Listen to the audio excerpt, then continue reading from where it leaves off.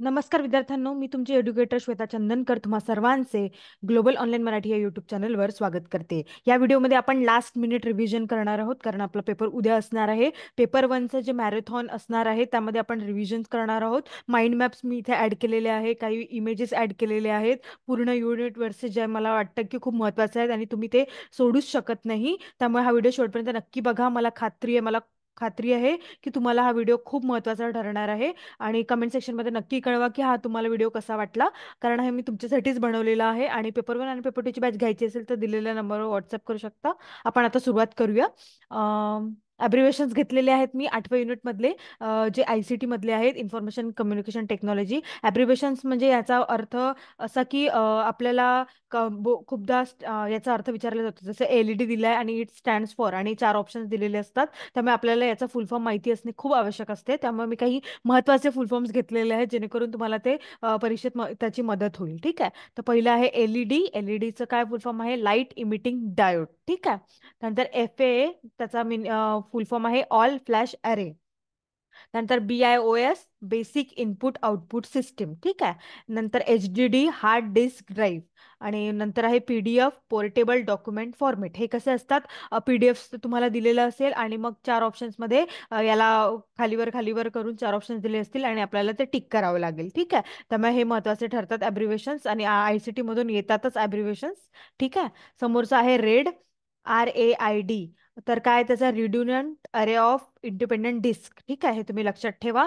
त्यानंतर RDMA, remote direct memory access. ठीक आहे. त्यानंतर JPEG, joint photographic expert group. ठीक आहे. त्यानंतर PNG, पोर्टेबल नेटवर्क ग्राफिक्स. त्यानंतर AVI, ऑडिओ व्हिडिओ इंटरलीव्ह. ठीक आहे. त्यानंतर समोर आहे UPIचं हे मागच्या वेळेस विचारलं गेलेलं होतं, त्यामुळे खूप महत्त्वाचं ठरते हे.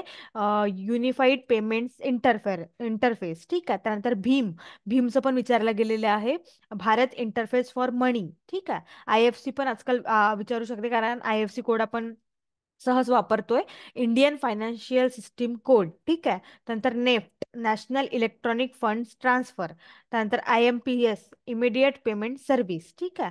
त्यानंतर समोरचं आहे MICR, magnetic ink character recognition. ठीक आहे, MICR.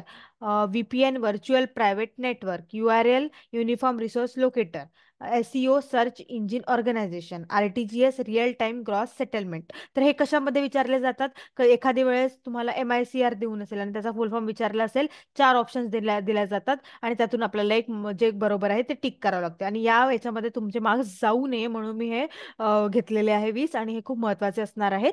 ठीक आहे. त्यानंतर 8व्या याच्यामधून जे की ICT आहे, इन्फॉर्मेशन कम्युनिकेशन टेक्नॉलॉजी, यामधून लिस्ट ऑफ इनपुट डिव्हायसेस ते विचारले गेलेले आहे याआधी भरपूरदा, आणि यामध्ये पण आपले मार्क्स जाऊ नये म्हणून मी एकदा परत रिव्हिजन करत आहे. इनपुट डिव्हायसेसमध्ये कीबोर्ड येतो, जॉयस्टिक येतं, लाईट पेन येतं, स्कॅनर येतं, डिजिटायझर येतं, माऊस येतं, MICR येतं, डिजिटल कॅमेरा येतं, microphone, paddle, graphic tablet, steering wheel, light gun, touch pad, touch screen, VR, web cam आणि बायोमेट्रिक डिव्हायसेस. हे काय येतं? लिस्ट ऑफ इनपुट डिव्हायसेसमध्ये येतं. ठीक आहे. त्यानंतर आउटपुट डिव्हाइसमध्ये,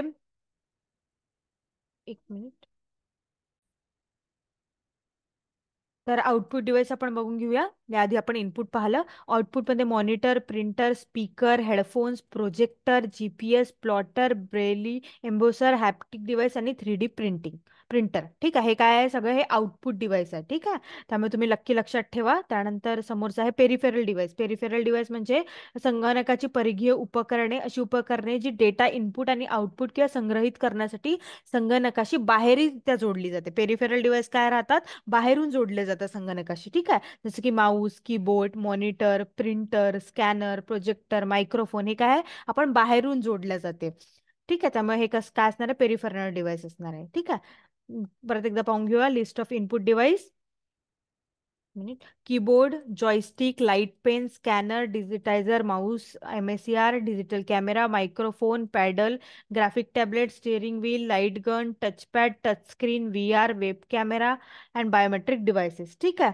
त्यानंतर असणार आहे output device, monitor, printer, speaker, headphones, projector, GPS, plotter, haptic device, 3D printer. ठीक आहे. त्यानंतर आहे पेरिफेरनर, माऊस, एक मिनिट.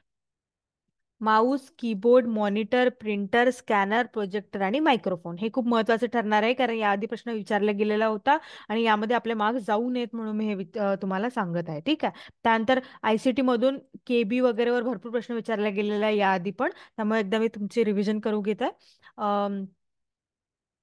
पहिले तर बीट येते. एक पहिले तर बीट येते, त्यानंतर येतं बाईट, त्यानंतर येतं केबी. ठीक आहे. केबी मध्ये 1 KB म्हणजे 1024 बाईट. ठीक आहे. MB मध्ये मेगाबाईट, त्याचं फुल फॉर्म काय मेगाबाईट, आणि ते त्यामध्ये कशी असतात 1 MB मध्ये 1024 KB असतात. ठीक आहे. त्यानंतर जीबी ज्याला म्हणतो त्याचा फुल फॉर्म आहे आपला गिगाबाईट. गिगाबाईट 1 GB मध्ये 1024 MB येतं, म्हणजे 1024 मेगाबाईट येतं. ठीक आहे. आणि टेराबाईट जे टीबी आहे त्यामध्ये 1024 GB येतं, गिगाबाईट येतं. ठीक आहे. त्यानंतर पेटाबाईट जे आहे त्यामध्ये 1 PB म्हणजे 1024 TB म्हणजे टेराबाईट. आणि हेक्झाबाईट जे आहे ते 1 EB is equal to 1024 PB म्हणजे पेटाबाईट. आणि झेटाबाईट काय आहे ते 1024 EB. ठीक आहे. आणि योटाबाईट काय आहे तर 1024 ZB झेटाबाईट. ठीक आहे. त्यानंतर ब्रोंटोबाईट, 1 ब्रोंटोबाईट इज इक्वल टू 1024 YB योटाबाईट. आणि जीपोबाईट इज इक्वल टू 1024 ब्रोटोबाईट. ठीक आहे. एवढं तर विचारत नाही, पण हे तुम्हाला लक्षात पाहिजे KB to PB पर्यंत. ठीक आहे. कारण हे म्हणजे मोठ्यापासून छोट्यामध्ये करा जे आहे ते त्याबद्दल विचारलं जातं, KB, MB, GB, TB, PB. ठीक आहे. त्यामुळे हे खूप महत्वाचे ठरते. हा तुम्ही पूर्ण पाठ करून ठेवा. यावर मेमरी युनिटवर प्रश्न विचारले गेलेले आहे याआधी पण, आणि थोडे फिरवून प्रश्न विचारले जातात, त्यामुळे नक्की पाठ करून ठेवा. ठीक आहे. त्यानंतर जनरेशन यावर भरपूर प्रश्न विचारले गेलेले आहे. हे सुद्धा आयसीटीचा महत्वाचा पार्ट आहे. जनरेशन दिलेलं आहे, पिरियड दिलेला आहे आणि टेक्नॉलॉजी यूज दिला. फर्स्ट जनरेशन कधी झाली होती 1946 ला, 46 ते 59. ठीक आहे. त्यामध्ये होतं व्हॅक्यूम ट्यूब. ठीक आहे. सेकंड जनरेशन आहे 59 ते 65 जे आहे ट्रान्झिस्टर. ठीक आहे. थर्ड जनरेशन मध्ये 1965 ते 1971 जे आहे इंटिग्रेटेड सर्किट्स. फोर्थ जनरेशन मध्ये आहे 1971 ते 1980 जे की आहे मायक्रो प्रोसेसर. आणि फिफ्थ जनरेशन जे आहे ते आता आपण यूज करतो आहे 1980 टू प्रेझेंट AI वगैरे ULSI. ठीक आहे. त्यामुळे हे महत्वाचे 5 जनरेशन आहे. पहिलं आहे व्हॅक्यूम ट्यूब्स, दुसरा आहे ट्रान्झिस्टर, तिसरा आहे इंटिग्रेटेड सर्किट, फोर्थ आहे मायक्रो प्रोसेसर आणि फिफ्थ आहे AI. आणि पहिला व्हॅक्यूम ट्यूब कधी आहे 46 to 59, ट्रान्झिस्टर आहे 59 to 65, थर्ड आहे 65 to 71, 71 to 80 मायक्रो प्रोसेसर, आणि 82 ते आत्ता. ठीक आहे. आणि यामध्ये विचारले जाते की काही पण विचारलं जातं, कालक्रमानुसार लावा, किंवा सेकंड जनरेशन कोणता आहे, त्याचा पिरियड कोणता आहे, त्यामधला टेक्नॉलॉजी यूज झालेली आहे, हे सगळं विचारले जातात. यावर याआधी प्रश्न विचारला गेलेला आहे आणि आता प्रश्न विचारला जाण्याची शक्यता आहे, त्यामुळे हे रिव्हिजन मध्ये मी घेत आहे. ठीक आहे. त्यानंतर हे बघूया. हे 6व्या युनिट मधलं लॉजिकल रिझनिंग, ज्यामध्ये हा जो पार्ट आहे ते खूप महत्वाचा आहे. क्लासिकल स्क्वेअर ऑफ ऑपोजिशन याला म्हटलं जातं. आणि यामध्ये सांगते मी तुम्हाला AEIO हा खूप महत्वाचा चार्ट आहे. ए मध्ये जे आहे ना, ए मध्ये एव्हरी एस इज पी असं सांगितलेलं आहे. आणि ए म्हणजे हा युनिव्हर्सल अफर्मेटिव्ह असणार आहे, आणि त्यानंतर नो एस इज पी हा युनिव्हर्सल निगेटिव्ह असणार आहे. ठीक आहे. ईचा मिनिंग काय आहे तर no S is P, no S is P. ठीक आहे. आणि हा आयचा काय सम एस इज पी हे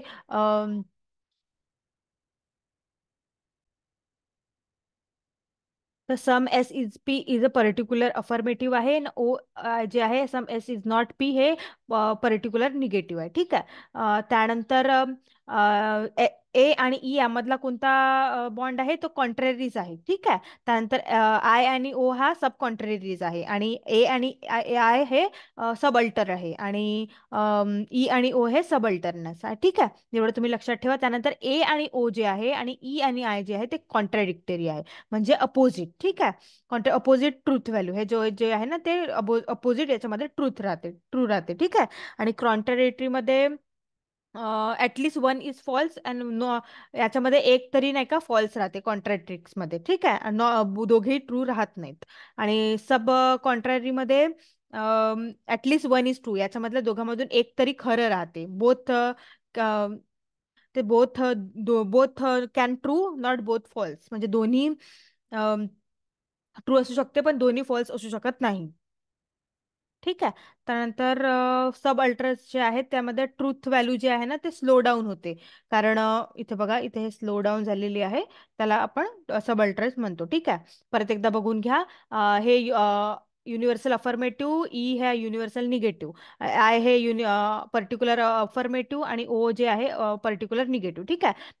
त्यानंतर ए आणि ई मध्ये काय हे आहे ते कॉन्ट्ररीज आहे. ठीक आहे. आय आणि ओ हे सब कॉन्ट्ररीज आहे. ई आणि ओ हा सब अल्टर्न आहे. ए आणि आय हा पण सब अल्टर्न आहे. ठीक आहे. त्यानंतर ए आणि ओ जे आहे ते कॉन्ट्राडिक्टरी आहे. ई आणि आय हे सुद्धा कॉन्ट्राडिक्टरी आहे, म्हणजे अपोजिट व्हॅल्यू ट्रू आहे. ठीक आहे.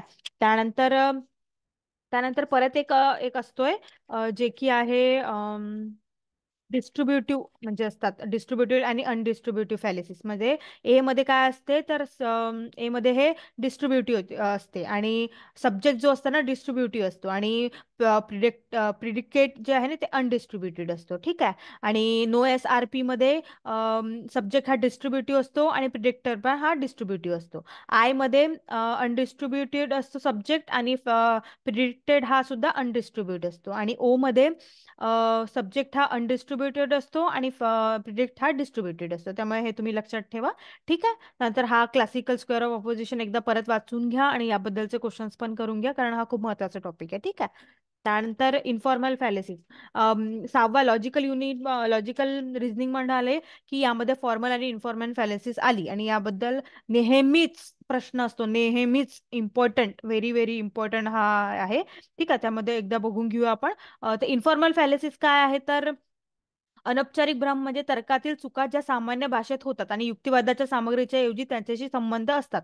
अनौपचारिक भ्रामक गोष्टीचा वापर लोकांचे मन वळवण्यासाठी, हाताळण्यासाठी, मॅन्युप्युलेट केल्यासाठी केला जातो आणि ते तांत्रिकदृष्ट्या अयोग्य असतात. ठीक आहे. इन्फॉर्मल फॅलेसिस म्हणजे हे कसं का मॅन्युप्युलेट करतात एखाद्या, की माझंच बरोबर आहे, ही जे मी म्हणतात ते बरोबर आहे, रॉंग इन्फो देते, अझम्पशन करते, मिसयूज करते, हे जे काय आहे ते इन्फॉर्मल फॅलेसिस. आणि याच्या विरुद्ध काय असते फॉर्मल फॅलेसिस, जे प्रिमायसेस ट्रू असते, त्याच्यामध्ये करेक्ट असते, ते मॅन्युप्युलेट करत नाही, जे आहे ते सांगतं. ठीक आहे. पण इन्फॉर्मल फॅलिसिस हे खूपदा विचारले जातात. ठीक आहे. ते informal fallacies are mistaken in the reasoning that occurs in a ordinal language concern that content of the argument rather than its. So informal fallacies are often used as a rhetorical devices to persuade or manipulate people, but they are logically unsound and the conclusions are unproved. ठीक आहे. आणि यामध्ये किती आहेत बघून घेऊया.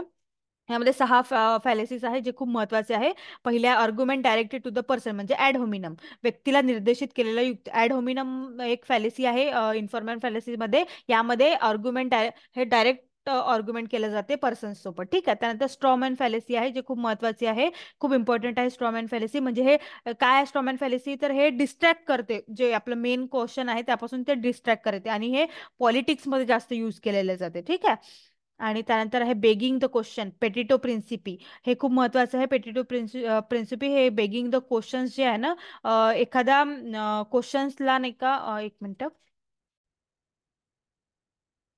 Begging the question मध्ये प्रश्न विचारून एखादा आपला म्हणजे आपलं जे आहे पॉईंट प्रूव्ह करण्याचा प्रयत्न केला जातो पेटिटिव्ह प्रिन्सिपीमध्ये.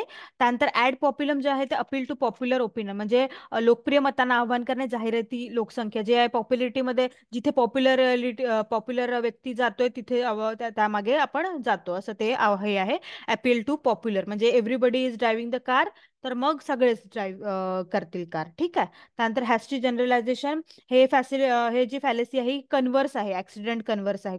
जसं की coming to a conclusion without any evidence, hasty generalisation आहे. कमिंग टू म्हणजे एखाद्या निष्कर्षावर पोहोचणे विदाउट काय आपल्याकडे इव्हिडन्स नसले तरी. ठीक आहे. म्हणजे इनकम्प्लीट इन्फो आहे इन शॉर्ट मध्ये. हॅस्टी जनरेशन म्हणजे इनकम्प्लीट इन्फो. ठीक आहे. आणि कन्व्हर्स आहे ऍक्सिडेंटचं. ठीक आहे. नंतर इक्वोव्होकेशन जे आहे ना ते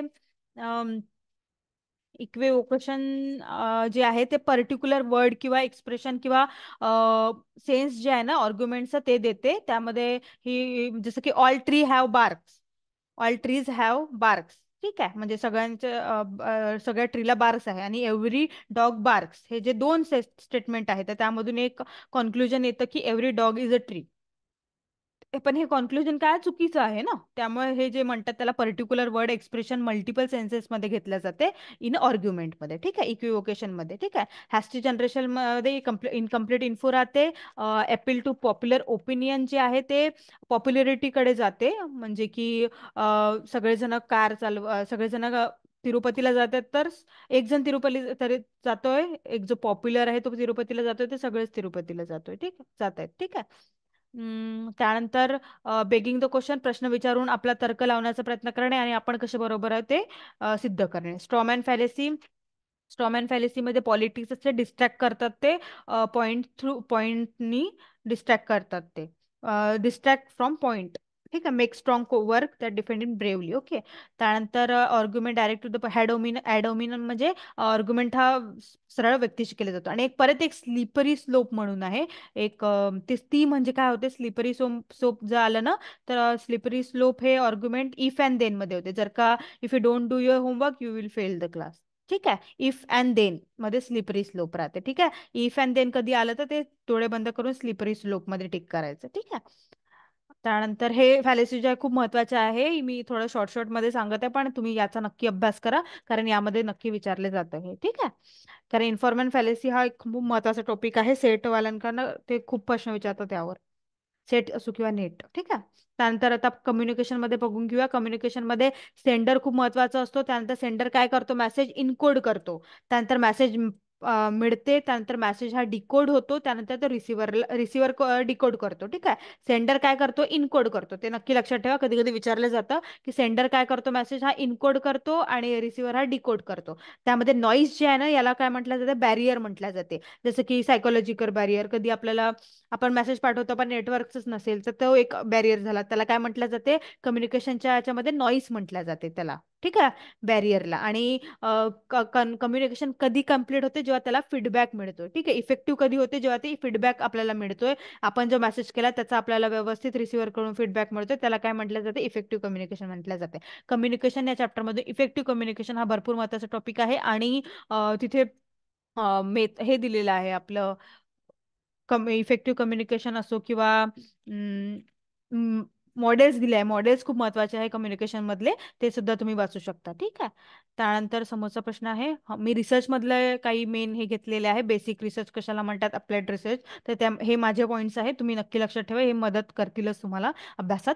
बघा, बेसिक रिसर्च जे आहे त्याला फंडामेंटल रिसर्च म्हणतात, आणि हा हेल्प करते डेव्हलपिंग थेरीजसाठी, आणि याच्यामध्ये नो प्रॅक्टिकल अप्लिकेशन नसते, ठीक आहे, बेसिक रिसर्चमध्ये. त्यानंतर अप्लाइड रिसर्चमध्ये हे सॉल्व स्पेसिफिक प्रॉब्लेम, हे म्हणजे एखादा स्पेसिफिक प्रॉब्लेम सॉल्व्ह करते, प्रॅक्टिकल कन्सेप्ट आहे याच्यामध्ये, आणि प्रॉपर ट्रेनिंग सुद्धा याला आवश्यक असते अप्लाइड रिसर्चमध्ये, ठीक आहे. त्यानंतर ऍक्शन रिसर्च जे आहे, हा यामध्ये हे खूप महत्वाचं आहे, हे जे सायकल आहे, प्लॅन ऍक्ट ऑब्झर्व रिफ्लेक्ट, त्यावर प्रश्न विचारला गेलेला होता. प्लॅन करा, मग ऍक्ट करा, मग ऑब्झर्व करा, मग रिफ्लेक्ट करा, ठीक आहे. आणि हे अप्लाइड रिसर्चचा हे आहे, पार्ट आहे. त्यामध्ये सॉल्व इमिडिएट प्रॉब्लेम, हा सॉल्व्ह करतो इमिडिएट प्रॉब्लेम, ऍक्शन रिसर्च, ठीक आहे. नंतर एक्स पोस्ट फॅक्ट रिसर्च आहे, तो इन्व्हेस्टिगेशन आफ्टर द, म्हणजे जेव्हा फॅक्ट हे ऑकर होऊन जाते तेव्हा ते इन्व्हेस्टिगेशन करते, त्यामध्ये एक एक्झाम्पल पास थिंग, ठीक आहे. त्यामध्ये एक्सपोज फॅक्टर रिसर्च येते यामध्ये. आणि हिस्टॉरिकल मध्ये कन्फ्युज होऊ नका, हिस्टॉरिकल मध्ये इव्हिडन्स लागतो, यामध्ये इव्हिडन्स लागत नाही, ठीक आहे. परत एकदा बघून घ्या, बेसिक रिसर्च मध्ये फंडामेंटल रिसर्च आहे, हेल्प इन डेव्हलपिंग थेअरी आहे, नो प्रॅक्टिकल अप्लिकेशन, ठीक आहे, हे काय बेसिक रिसर्च. त्यानंतर अप्लाइड रिसर्च आहे, solve immediate specific problem, practical concept आणि प्रॉपर ट्रेनिंग रिक्वायर्ड, ठीक आहे. त्यानंतर ऍक्शन रिसर्च मध्ये प्लॅन ऍक्ट ऑब्झर्व रिफ्लेक्ट, त्यानंतर पार्ट ऑफ अप्लाइड रिसर्च आणि सॉल्व इमिडिएट प्रॉब्लेम्स, ठीक आहे. त्यानंतर expose facto, investigation after that the fact awkward, आणि एक्झाम्पल काय, पास थिंग, ठीक आहे. समोर आहे क्वांटिटेटिव्ह आणि क्वालिटेटिव्ह आहे. क्वांटिटेटिव्ह मध्ये न्यूमेरिकल्स येतात, हे लक्षात ठेवा, कलेक्ट आणि अनालिझिंग डाटा होतोय, पोल्स आणि ऑनलाईन सर्वे होतात, तिथे स्टॅटिस्टिकल प्रोसेस होते, म्हणजे की न्यूमेरिकल आहे, आणि क्लोज एंडेड राहते क्वेश्चन्स वगैरे, ठीक आहे. त्यानंतर क्वालिटेटिव्ह रिसर्चमध्ये नॉन न्यूमेरिकल, म्हणजे एक्झाम्पल टेक्स्ट, व्हिडिओ वगैरे राहतं, ऑडिओ राहतं, इथं डेप्थ अंडरस्टँडिंग पाहिजे प्रॉब्लेमसाठी, 1-to-1 इंटरव्ह्यू राहते याच्यामध्ये, आणि क्वालिटी करते हा फोकस ग्रुपवर क्वालिटी करते, आणि ओपन हँडेड राहते, ठीक आहे. त्यानंतर एक्सपेरिमेंटल रिसर्चमध्ये फॉर्म्युलेटेड हायपोथेसिस फॉर्म्युलेट केल्या जाते, कलेक्ट डाटा ऑन रिझल्ट केल्यावर रिझल्टवर कलेक्ट केला जातो डाटा, मॅन्युपुलेट केले जाते, इथं व्हेरिएबल्स एक्सपेरिमेंटल रिसर्च आलं की व्हेरिएबल येतात इंडिपेंडंट आणि डिपेंडंट. त्याला काय केलं जाते, मॅन्युप्युलेट केलं जाते आणि मग डिपेंडेंट व्हेरिएबलवर त्याचा काय होतं, इफेक्ट होतो. तर इन शॉर्ट एक्सपेरिमेंटल रिसर्च हे कॉज अँड इफेक्ट रिसर्च आहे. ठीक आहे. तर कधी आपल्याला विचारलं की कॉज अँड इफेक्ट रिसर्च कोणता आहे, त्यामध्ये दिलेलं राहिलं ऑप्शनमध्ये एक्सपेरिमेंटल, डिस्क्रिप्टिव्ह, क्वांटिटेटिव्ह, क्वालिटेटिव्ह. तर ते डोळे बंद करून एक्सपेरिमेंटल रिसर्चमध्ये जायचं, कॉज अँड इफेक्ट. ठीक आहे. त्यानंतर डिस्क्रिप्टिव्ह रिसर्च हे गॅदरिंग डाटा, म्हणजे डाटा कलेक्ट केला जातो. What, where, when and how हे डिस्क्रिप्टिव्ह मध्ये महत्वाचे आहे. यावरच डिस्क्रिप्टिव्ह रिसर्च लिहिला जातो. आणि ऑब्झर्वेशनल मेथड आहे, केस स्टडी आहे आणि सर्वे मेथड आहे. तर केस स्टडी आहे हे क्वालिटेटिव्ह आहे याच्यामधलं, आणि सर्वे मेथड जे आहे ते क्वांटिटेटिव्ह आहे. याच्यामध्ये सर्वे मेथडमध्ये नॉन न्यूमेरिकल डेटा असतो, त्यामुळे ते सॉरी सर्वेमध्ये कलेक्ट न्यूमेरिकल डेटा असतो म्हणून ते क्वांटिटेटिव्ह आहे. क्वालिटेटिव्ह केस स्टडी जे आहे त्यामध्ये नॉन न्यूमेरिकल आहे म्हणून ते क्वालिटेटिव्ह आहे. ठीक आहे. त्यामुळे हे नक्की वाचा आणि याबद्दलचे पुन्हा अभ्यास करा, कारण हे महत्वाचे आहे. यावर भरपूर प्रश्न विचारले गेलेले आहेत. ठीक आहे. परत एकदा बघून घेऊया. क्वांटिटेटिव्ह रिसर्च कलेक्ट करते डाटा, अनालाइज करते, polls and online survey, statistical process close ended आहे. ठीक आहे. Qualitative non numerical, depth understanding problems, one to one interview, qualitative focus group आणि ओपन हँडेड. त्यानंतर एक्सपेरिमेंटल जे आहे ते फॉर्म्युलेट करते हायपोथेसिस, कलेक्ट करते डाटा, मॅन्युप्युलेट करते, इंडिपेंडेंट व्हेरिएबल असतोय, डिपेंडंट व्हेरिएबल असतोय, इफेक्ट होतो डिपेंडंट व्हेरिएबल, आणि इंडिपेंडंट व्हेरिएबल मॅन्युप्युलेट केलं जातं, त्याने याला म्हणतात कॉज अँड इफेक्ट. ठीक आहे. त्यानंतर डिस्क्रिप्टिव्ह मध्ये gathering data, what, where, when and how. ठीक आहे. त्यानंतर ऑब्झर्वेशनल मेथड, केस स्टडी आणि सर्वे मेथड. ठीक आहे. हां, इथे टाइप्स ऑफ रिसर्च सांगितलेलं आहे. Descriptive research, analytic research, applied research, fundamental, क्वांटिटिव्ह, qualitative, empirical. ठीक आहे. हे महत्वाचे आहेत 7 रिसर्च, त्याबद्दल तुम्ही वाचून घ्या. त्यानंतर समोरचं आहे सॅम्पलिंग मेथड्स, पण भरपूर प्रश्न विचारले गेले आहे सॅम्पलिंग मेथडवर. दोन प्रकारचे सॅम्पलिंग मेथड आहे, एक प्रोबॅबिलिटी, नॉन प्रोबॅबिलिटी. त्यात आहे simple random sampling, systematic sampling, स्ट्रॅटिफाईड sampling आणि क्लस्टर सॅम्पलिंग. याबद्दल प्रश्न विचारले गेलेले आहे की दिलेले ऑप्शन्स मधून कोणते प्रोबॅबिलिटी सॅम्पलिंग आहे. ठीक आहे. आणि नॉन प्रोबॅबिलिटीचं पण असंच विचारलेलं आहे, convenience sampling, quota sampling, judgement sampling आणि स्नोबॉल सॅम्पलिंग. दिलेल्यापैकी कोणते नॉन प्रोबॅबिलिटी सॅम्पलिंग आहे ते विचारले गेलेले आहे, त्यामुळे हे महत्वाचे ठरते, सॅम्पलिंग मेथड महत्वाची आहे. ठीक आहे. त्यानंतर हे एमडीजी पाहून घेऊया आपण. एमडीजी हे खूप महत्वाचे आहे, कारण यावर भरपूर प्रश्न विचारले गेलेले आहे. कारण 90 युनिट मधलं जे पीपल डेव्हलपमेंट एन्व्हायरमेंट आहे त्यामध्ये एमडीजी, एसडीजी भरपूर महत्वाचे ठरते, कारण यावर भरपूर प्रश्न विचारले गेलेले आहे. आणि त्यामध्ये एमडीजी म्हणजे मिलेनियम डेव्हलपमेंट गोल्स, ज्यामध्ये 8 एमडीजी आहे जे खूप महत्वाचे आहे. पहिला आहे hunger, eradicate extreme poverty and hunger. Second आहे achieve universal primary education, education आहे ते. आणि युनेस्कोनी ते करणार आहे, युनेस्को. थर्ड जे आहे promote gender equality and empower woman. ठीक आहे. फोर्थ आहे reduce child morality, child morality कितीने रिड्यूस करायचे, 2/3 रिड्यूस करायचे. इम्प्रूव्ह मेटर्नल हेल्थ जे आहे 3/4 इम्प्रूव्ह करायचे. ठीक आहे. त्यानंतर आहे disease, combat HIV, AIDS, malaria, other diseases. ठीक आहे. सेवन्थ आहे एन्व्हायरमेंटल सस्टेनेबिलिटी, सेफ वॉटर वगैरे. आणि नंतर आहे पार्टनरशिप. ठीक आहे. ते पण डेव्हलप ग्लोबल पार्टनरशिप, हे खूप महत्वाचे आहे. यामध्ये 18 टार्गेट असणार आहे आणि आहेत 48 इंडिकेटर्स आहे. आणि हे 2000 ते 2015 पर्यंत होतं. ठीक आहे.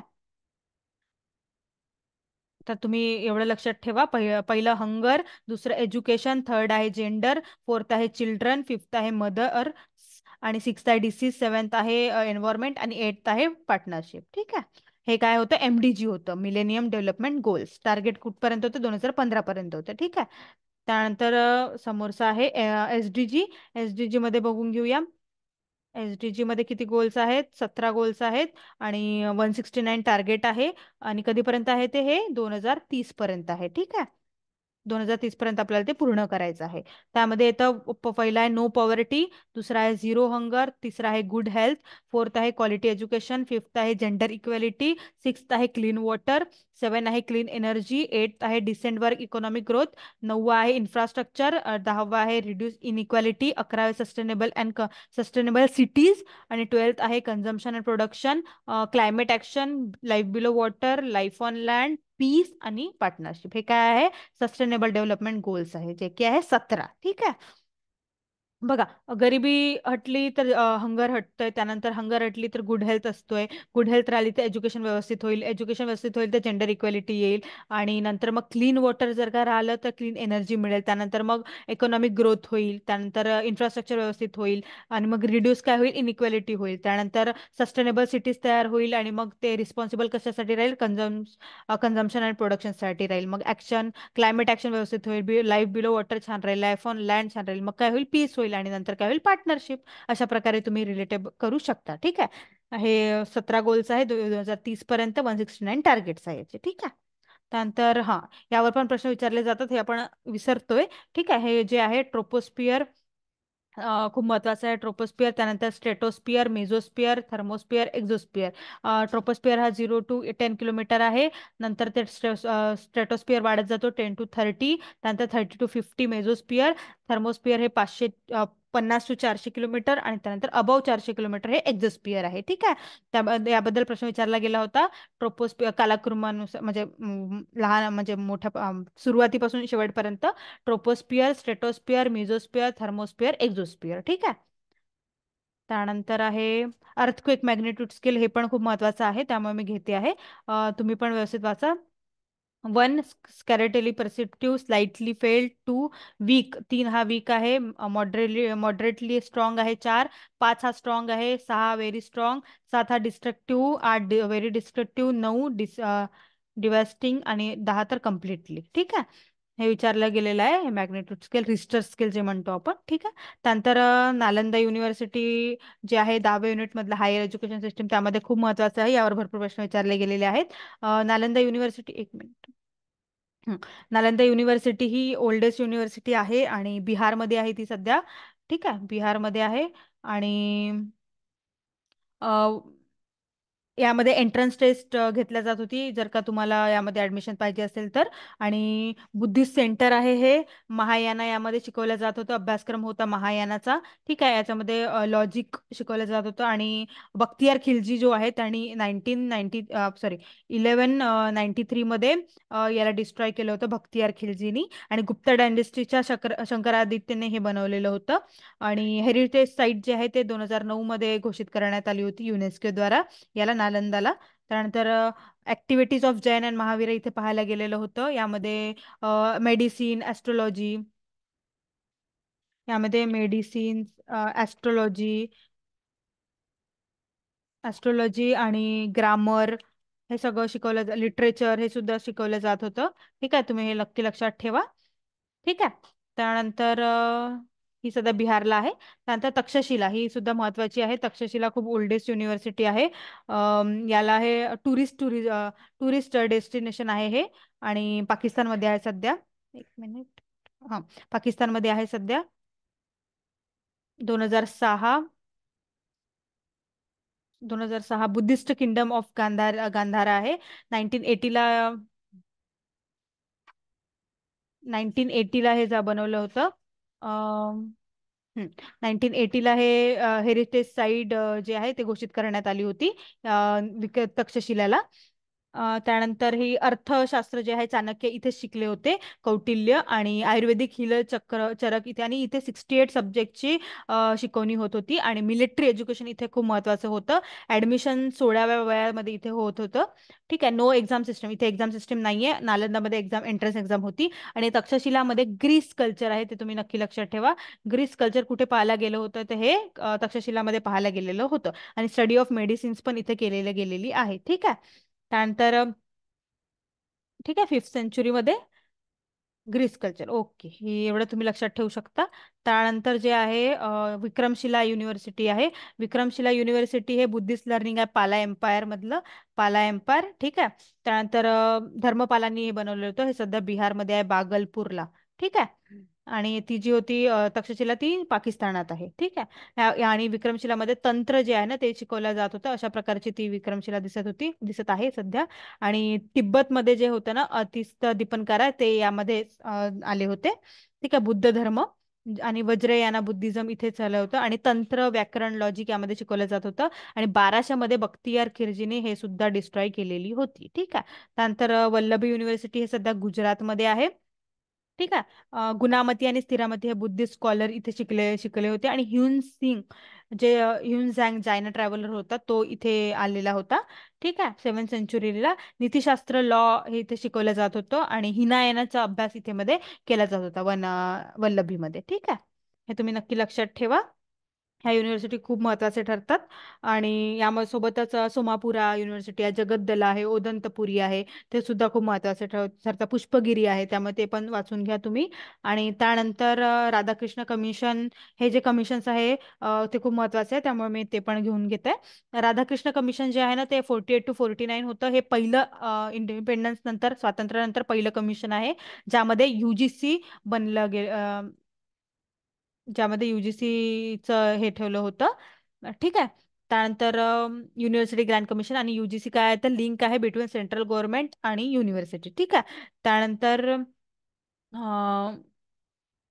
युनिव्हर्सिटी एज्युकेशन कमिशन इथे बनलं गेलेलं होतं. ठीक आहे.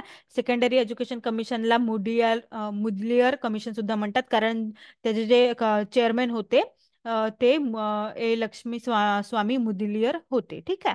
आणि 1952 पासून त्यांनी हे केलं होतं आणि त्याला एज्युकेशन डेव्हलपमेंट प्लॅन यांनी दिला होता, त्यामुळे ते सेकंडरी एज्युकेशन म्हणून ओळखले जाते. त्यानंतर कोठारी कमिशन हे खूप महत्वाचं आहे. राधाकृष्णानंतर कोठारी कमिशन खूप महत्वाचं आहे, कारण कोठारी कमिशनमध्ये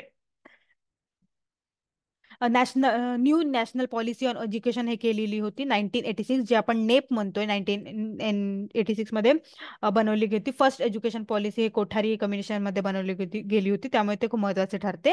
आणि DS कोठारी आहे ते चेअरमॅन होते युजीसीचे.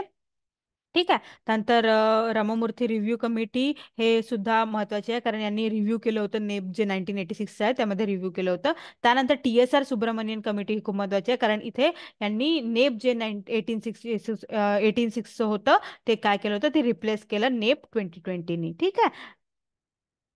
त्यामुळे हे खूप महत्वाचे ठरते. हे पाचही कमिशन्स खूप महत्वाचे ठरतात, त्यामुळे नक्की वाचून घ्या.